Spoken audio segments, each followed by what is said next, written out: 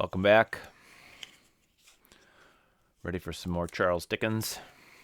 I thought we would light the candles together this time. I like to have, I like to have some candles going while I read. Seems to add to the effect somehow.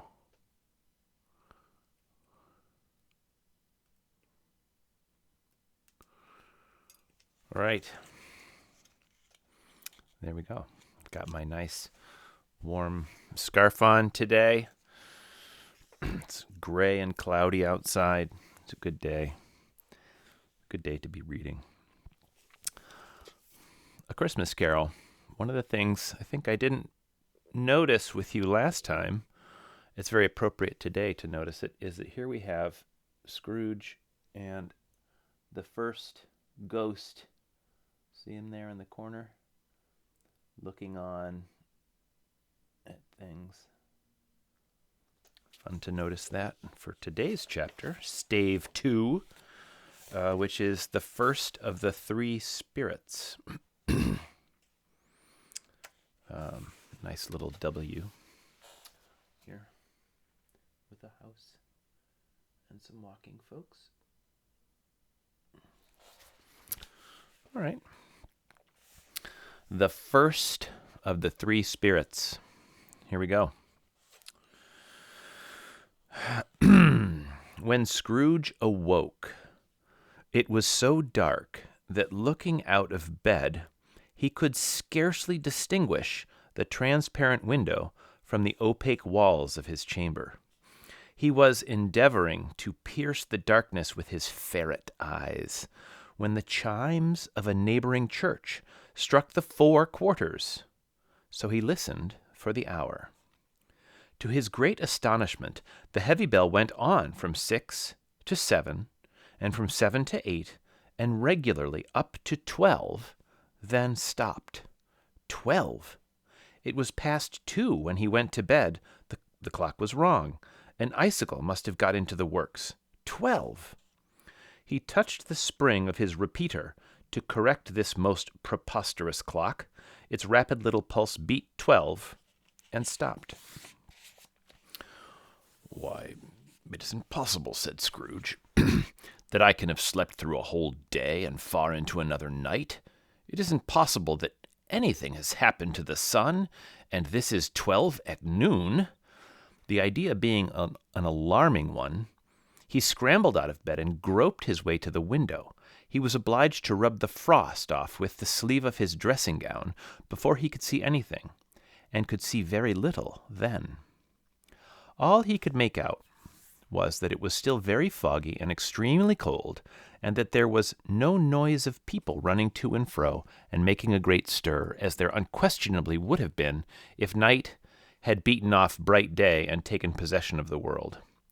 This was a great relief, because, quote, 3 days after sight of this first of exchange pay to Mr. Ebenezer Scrooge or his order, end quote, and so forth, would have become a mere United States security if there were no days to count by.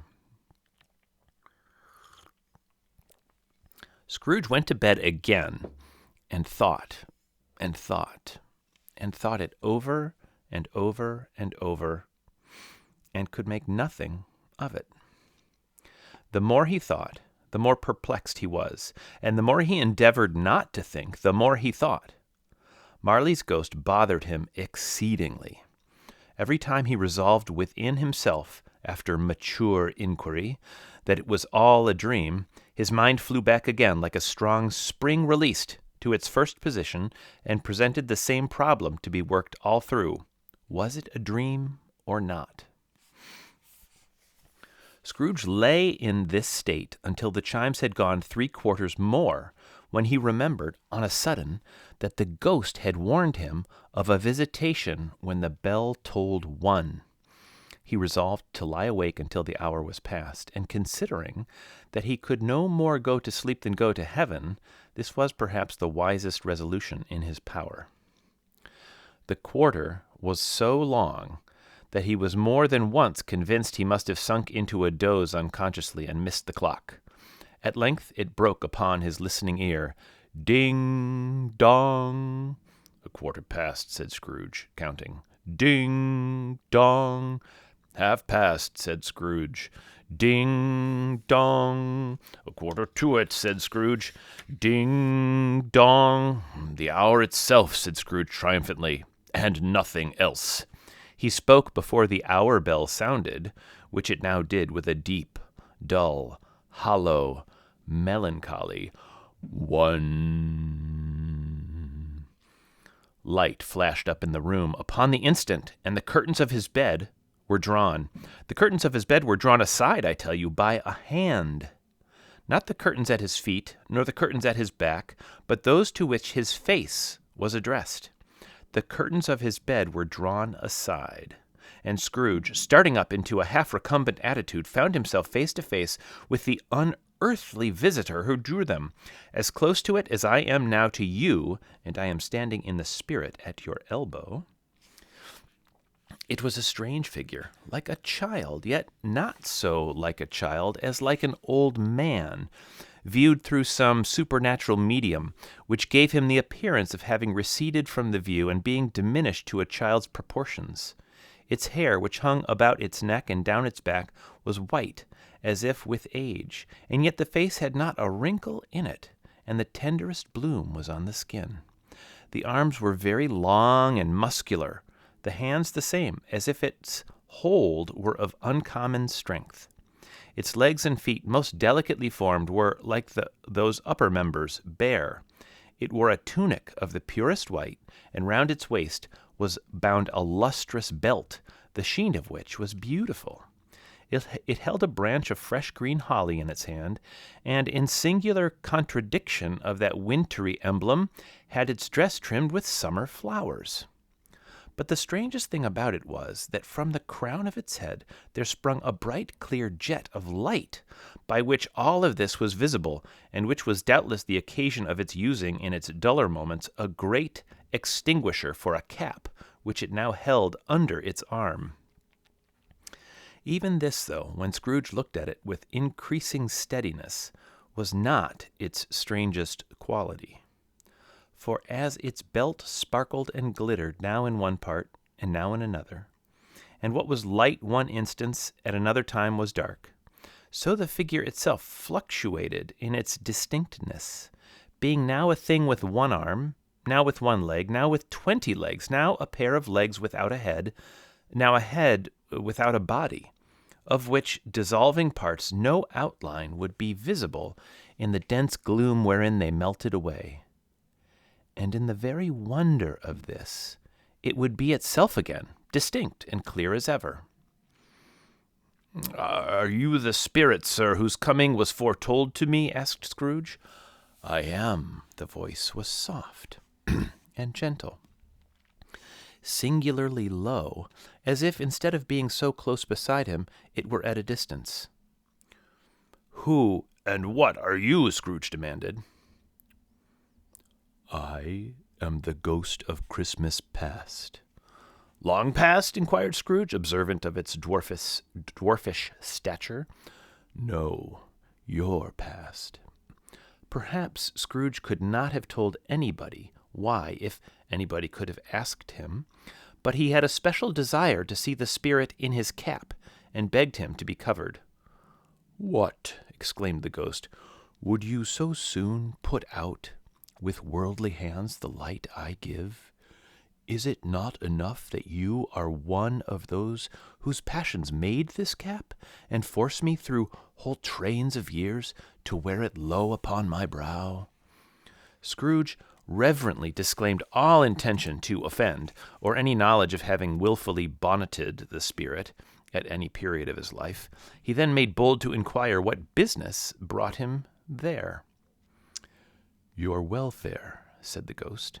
Scrooge expressed himself much obliged, but could not help thinking that a night of unbroken rest would have been more conducive to that end. The spirit must have heard him thinking, for it said immediately, "Your reclamation, then. Take heed." It put out its strong hand as it spoke, and clasped him gently by the arm. "Rise and walk with me." It would have been in vain for Scrooge to plead that the weather and the hour were not adapted to pedestrian purposes, that bed was warm, and the thermometer a long way below freezing, that he was clad but lightly in his slippers, dressing gown, and nightcap, and that he had a cold upon him at the time. The grasp, though gentle as a woman's hand, was not to be resisted. He rose, but finding that the spirit made towards the window, clasped its robe in supplication. "I am mortal," Scrooge remonstrated, "and liable to fall." "Bear but a touch of my hand there," said the spirit, laying it upon his heart, "and you shall be upheld in more than this." As the words were spoken, they passed through the wall and stood upon an open country road, with fields on either hand. The city had entirely vanished. Not a vestige of it was to be seen. The darkness and the mist had vanished with it, for it was a clear, cold winter day, with snow upon the ground. "Good heaven," said Scrooge, clasping his hands together as he looked about him. "I was bred in this place. I was a boy here." The spirit gazed upon him mildly. Its gentle touch, though it had been light and instantaneous, appeared still present to the old man's sense of feeling. He was conscious of 1,000 odors floating in the air, each one connected with 1,000 thoughts and hopes and joys and cares long, long forgotten. "Your lip is trembling," said the ghost. "And what is that upon your cheek?" Scrooge muttered with an unusual catching in his voice that it was a pimple, and begged the ghost to lead him where he would. "You recollect the way?" inquired the spirit. "Remember it?" cried Scrooge with fervor. "I could walk it blindfold." "Strange to have forgotten it for so many years," observed the ghost. "Let us go on." They walked along the road, Scrooge recognizing every gate and post and tree, until a little market town appeared in the distance, with its bridge, its church, and winding river. Some shaggy ponies now were seen trotting towards them, with boys upon their backs, who called to other boys in country gigs and carts driven by farmers. All these boys were in great spirits and shouted to each other until the broad fields were so full of merry music that the crisp air laughed to hear it. "These are but shadows of the things that have been," said the ghost. "They have no consciousness of us."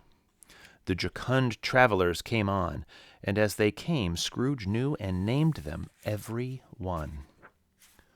Why was he rejoiced beyond all bounds to see them? In other words, why was he rejoiced beyond all bounds to see them? Why did his cold eye glisten and his heart leap up as they went past? Why was he filled with gladness when he heard them give each other Merry Christmas as they parted at crossroads and byways for their several homes? What was Merry Christmas to Scrooge? Out upon Merry Christmas! What good had it ever done to him? "The school is not quite deserted," said the ghost. "A solitary child, neglected by his friends, is left there still." Scrooge said he knew it, and he sobbed. They left the high road by a well-remembered lane and soon approached a mansion of dull red brick, with a little weathercock-surmounted cupola on the roof and a bell hanging in it. It was a large house, but one of broken fortunes, for the spacious offices were little used, their walls were damp and mossy, their windows broken, and their gates decayed. Fowls clucked and strutted in the stables, and the coach-houses and sheds were overrun with grass. Nor was it more retentive of its ancient state within, for entering the dreary hall and glancing through the open doors of many rooms, they found them poorly furnished, cold, and vast. There was an earthly savor in the air, a chilly bareness in the place, which associated itself somehow with too much getting up by candlelight, and not too much to eat. They went, the ghost and Scrooge, across the hall to a door at the back of the house. It opened before them and disclosed a long, bare, melancholy room, made barer still by lines of plain deal forms and desks. At one of these, a lonely boy was reading near a feeble fire, and Scrooge sat down upon a form and wept to see his poor, forgotten self as he had used to be. Not a latent echo in the house, not a squeak and scuffle from the mice behind the paneling, not a drip from the half-thawed waterspout in the dull yard behind, not a sigh among the leafless boughs of one despondent poplar, not the idle swinging of an empty storehouse door, no, not a clicking in the fire, but fell upon the heart of Scrooge with softening influence and gave a freer passage to his tears.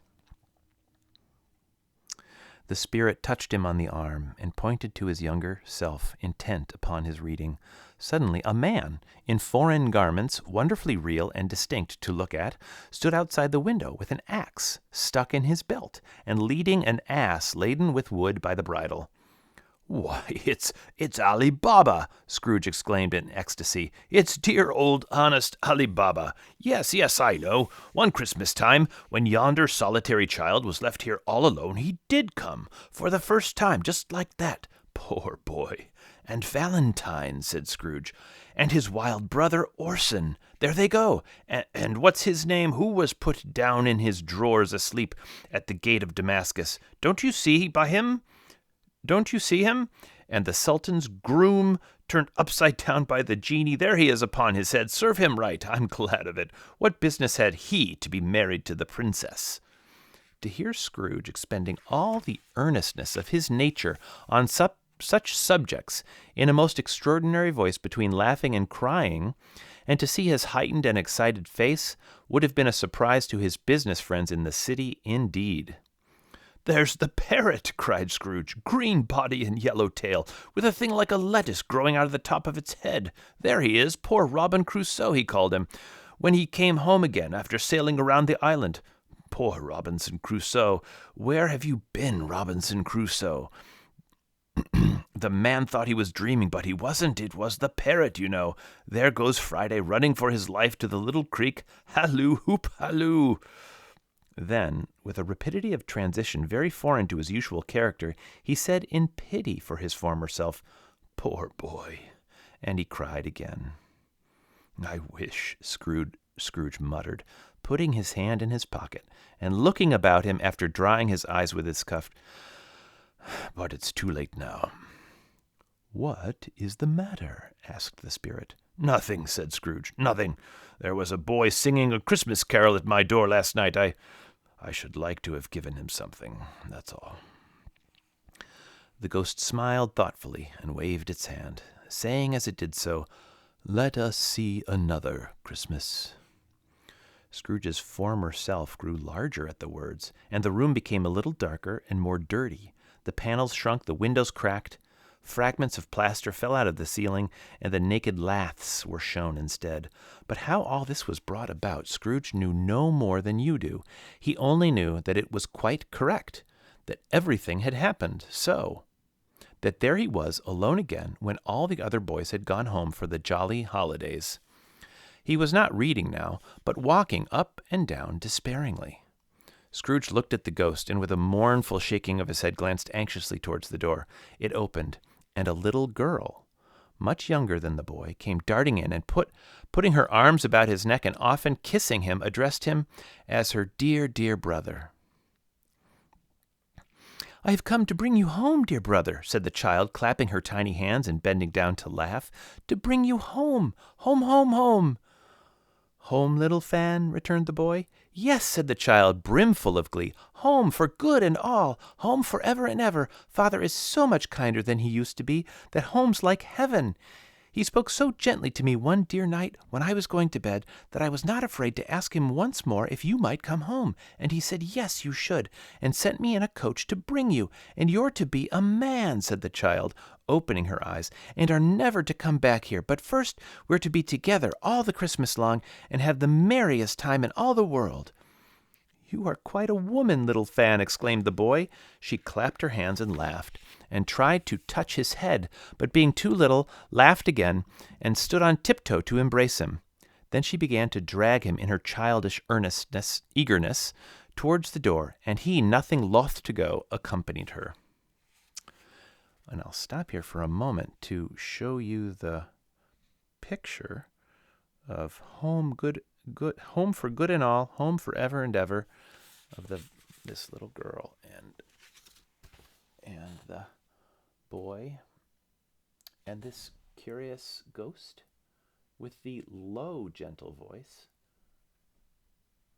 though she looks young and yet old. Isn't that interesting? Can you see that? I'm not sure if I'm holding that right.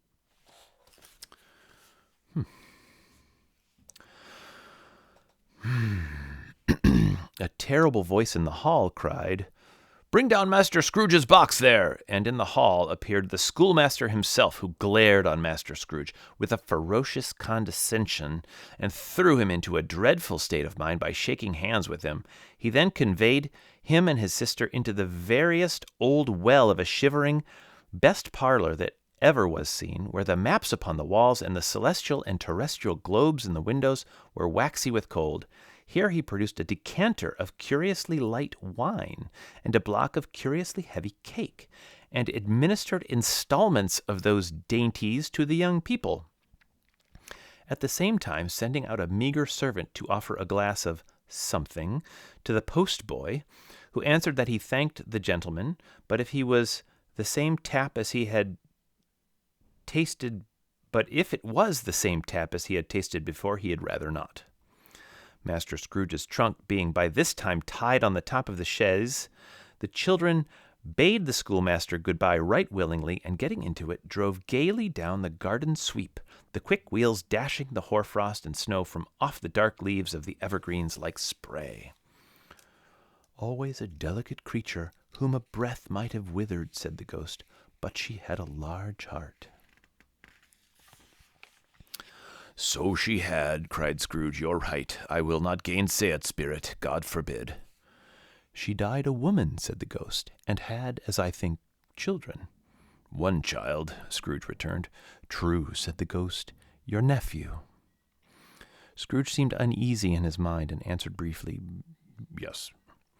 Although they had but that moment left the school behind them, they were now in the busy thoroughfares of a city, where shadowy passengers passed and repassed, where shadowy carts and coaches battled for the way, and all the strife and tumult of a real city were. It was made plain enough by the dressing of the shops that here too it was Christmas time again, but it was evening, and the streets were lighted up. The ghost stopped at a certain warehouse door and asked Scrooge if he knew it. "Know it," said Scrooge. "Was I apprenticed here?" They went in, at sight of an old gentleman in a Welsh wig, sitting behind such a high desk that if he had been 2 inches taller he must have knocked his head against the ceiling.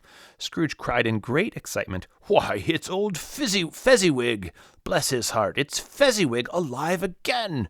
Old Fezziwig laid down his pen and looked up at the clock, which pointed to the hour of 7.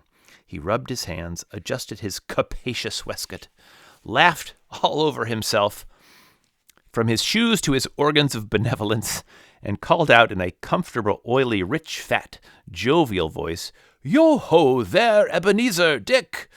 Scrooge's former self, now grown a young man, came briskly in, accompanied by his fellow prentice. "Dick Wilkins, to be sure," said Scrooge to the ghost. "Bless me, yes, there he is. He was very much attached to me, he was, Dick.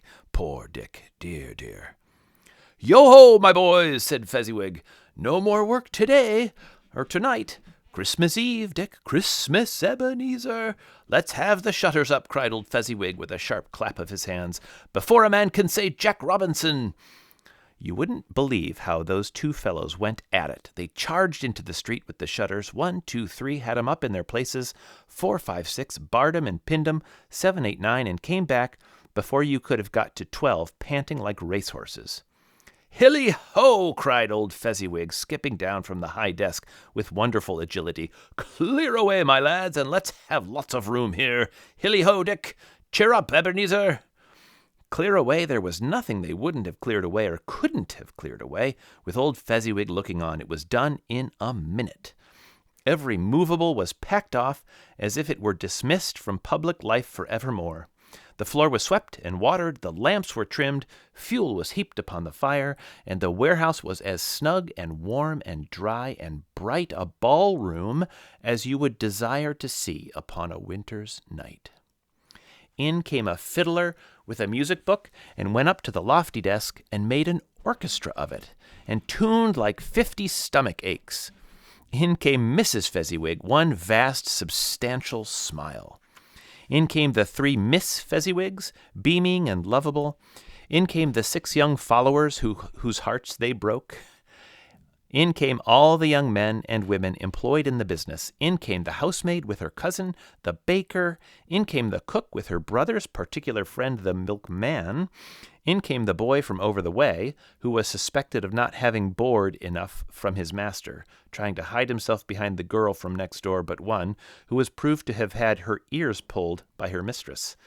In they all came, one after another, some shyly, some boldly, some gracefully, some awkwardly, some pushing, some pulling. In they all came anyhow and everyhow. Away they all went, 20 couple at once, hands half round and back again the other way, down the middle and up again, round and round in various stages of affectionate grouping, all old top couple always turning up in the wrong place, new top couple starting off again as soon as they got there, all top couples at last, and not a bottom one to help them.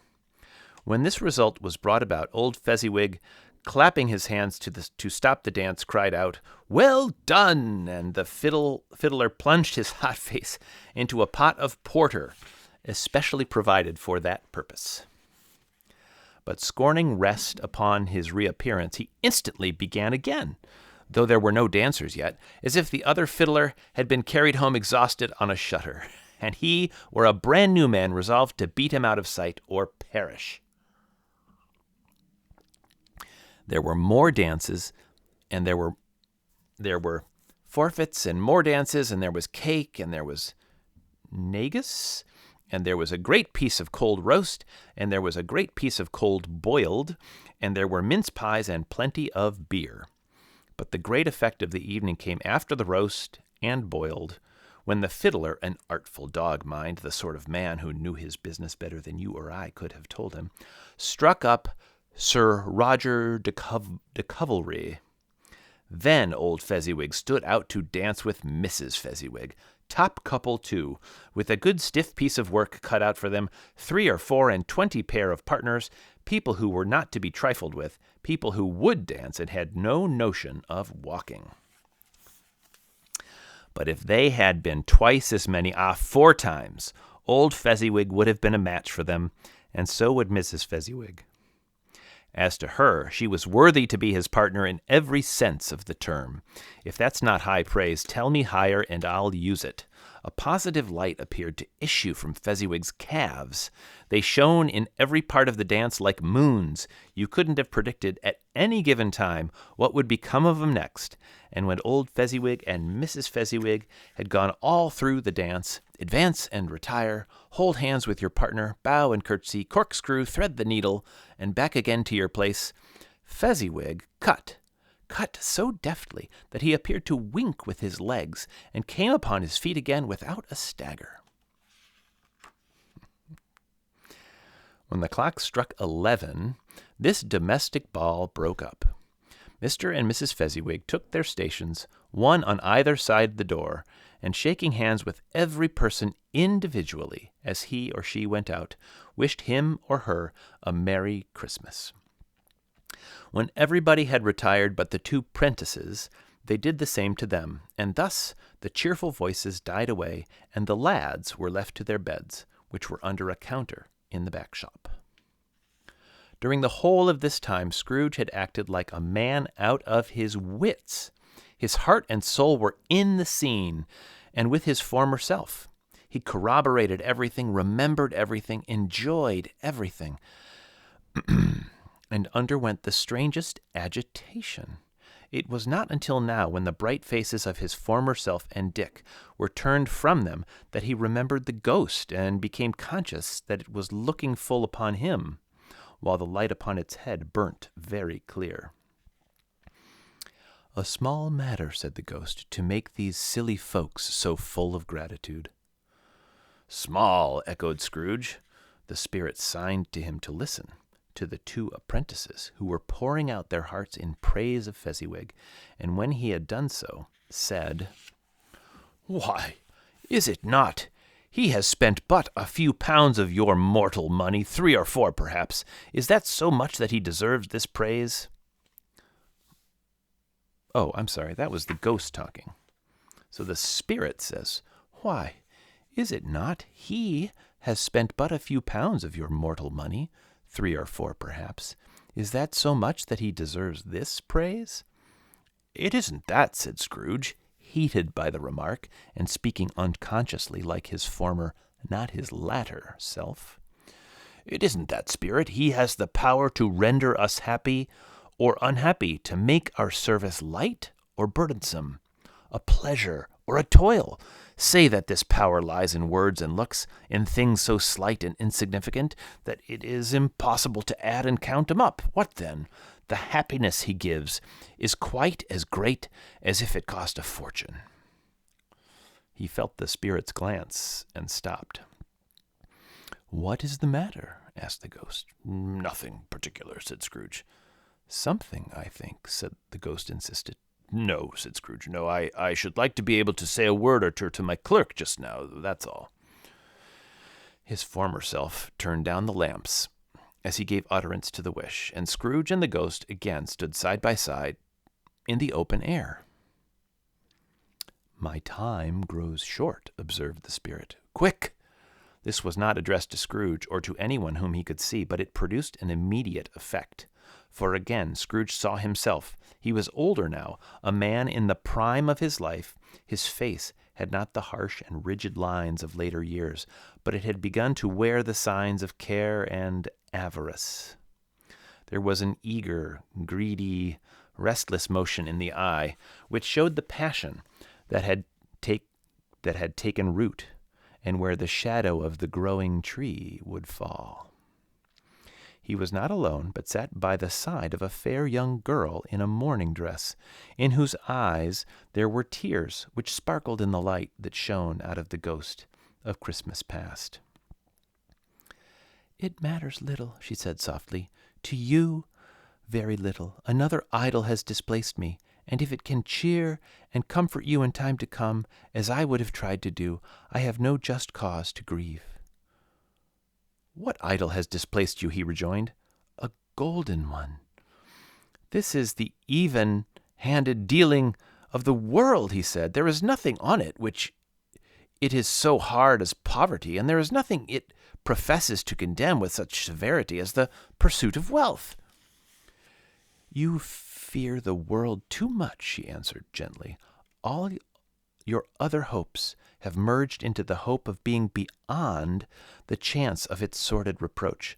I have seen your nobler aspirations fall off one by one until the master passion, gain, engrosses you. Have I not?" "What then?" he retorted. "Even if I have grown so much wiser, what then? I am not changed towards you." She shook her head.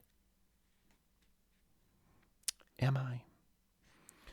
"Our contract is an old one. It was made when we were both poor and content to be so, until, in good season, we could improve our worldly fortune by our patient industry. You are changed." Oh, this is her talking. "You are changed. When it was made, you were another man." "I was a boy," he said impatiently. Your own feeling tells you that you were not what you are," she returned. "I am. That which promised happiness when we were one in heart is fraught with misery now that we are two. How often and how keenly I have thought of this, I will not say. It is enough that I have thought of it, and can release you." "Have I ever sought release?" "In words, no, never." "In what then?" "In a changed nature, in an altered spirit, in another atmosphere of life, another hope as its great end, in everything that made my love of any worth or value in your sight. If this had never been between us," said the girl, looking mildly, but with steadiness upon him, Tell me, would you seek me out and try to win me now? Ah, no. He seemed to yield to the justice of this supposition in spite of himself, but he said with a struggle, "You think not." "I would gladly think otherwise if I could," she answered. "Heaven knows, when I have learned a truth like this, I know how strong and irresistible it must be. But if you were free today, tomorrow, yesterday, can even I believe that you would choose a dowerless girl? You who, in your very confidence with her, weigh everything by gain, or choosing her, if for a moment you were false enough to your one guiding principle to do so, do I not know that your repentance and regret would surely follow? I do, and I release you, with a full heart, for the love of him you once were." He was about to speak, but with her head turned from him, she resumed, "You may, the memory of what is past half makes me hope you will, have pain in this. A very, very brief time, and you will dismiss the recollection of it gladly as an unprofitable dream from which it happened well that you awoke. May you be happy in the life you have chosen." She left him, and they parted. "Spirit," said Scrooge, "show me no more. Conduct me home. Why do you delight to torture me?" "One shadow more," exclaimed the ghost. "No more," cried Scrooge. "No more. I don't wish to see it. Show me no more." But the relentless ghost pinioned him in both his arms and forced him to observe what happened next.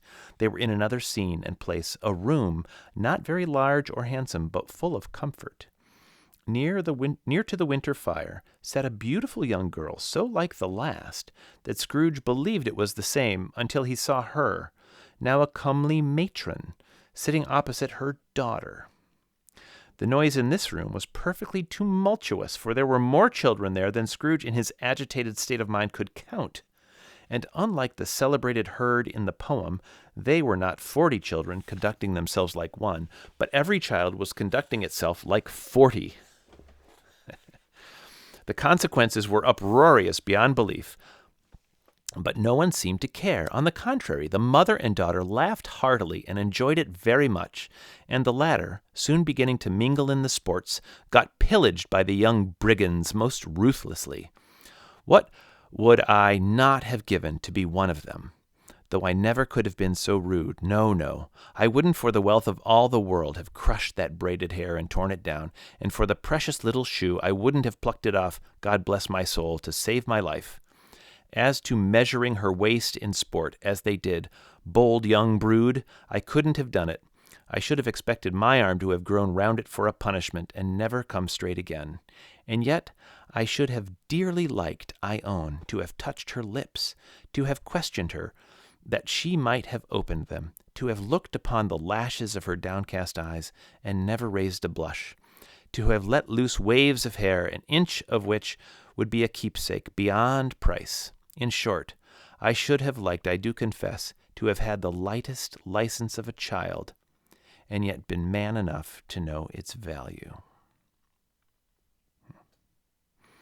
But now a knocking at the door was heard, and such a rush immediately ensued that she, with laughing face and plundered dress, was borne towards it, the center of a flushed and boisterous group, just in time to greet the father, who came home attended by a man laden with Christmas toys and presents.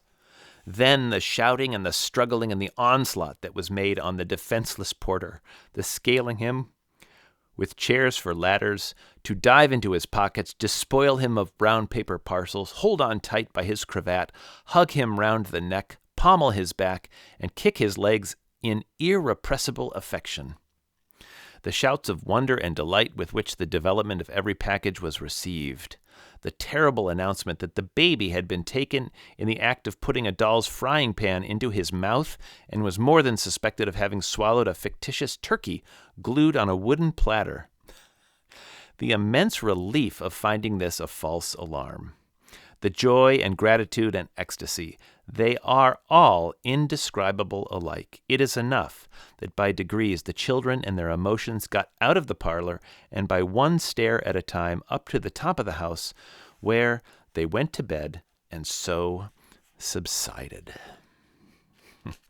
And now Scrooge looked on more attentively than ever when the master of the house, having his daughter leaning fondly on him, sat down with her and her mother at his own fireside, and when he thought that such another creature, quite as graceful and as full of promise, might have called him father, and been a springtime in the haggard winter of his life, his sight grew very dim indeed.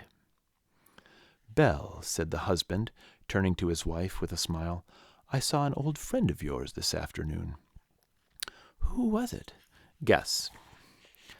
"How can I? Tut, I don't know."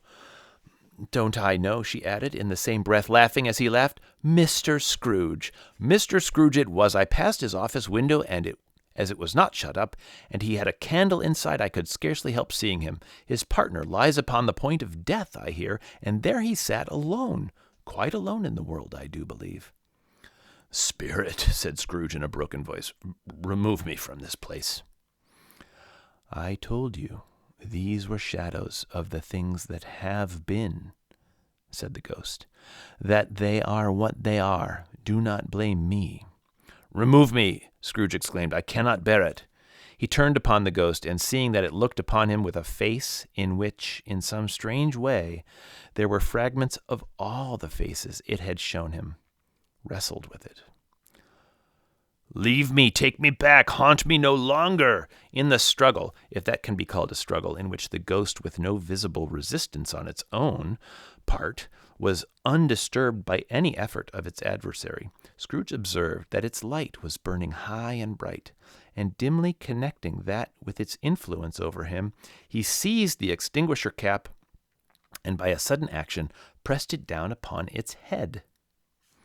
The spirit dropped beneath it so that the extinguisher covered its whole form, but though Scrooge pressed it down with all his force, he could not hide the light which streamed from under it in an unbroken flood upon the ground.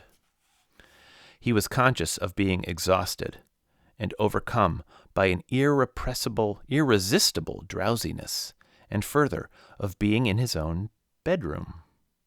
He gave the cap a parting squeeze in which his hand relaxed, and had barely time to reel to bed before he sank into a heavy sleep.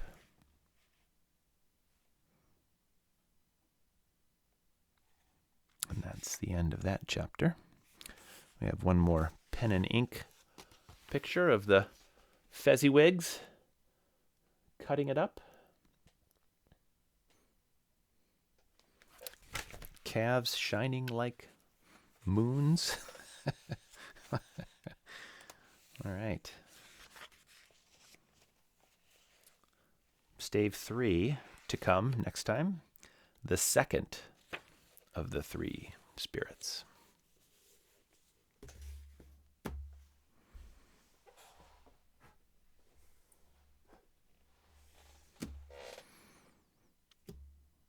Until next time.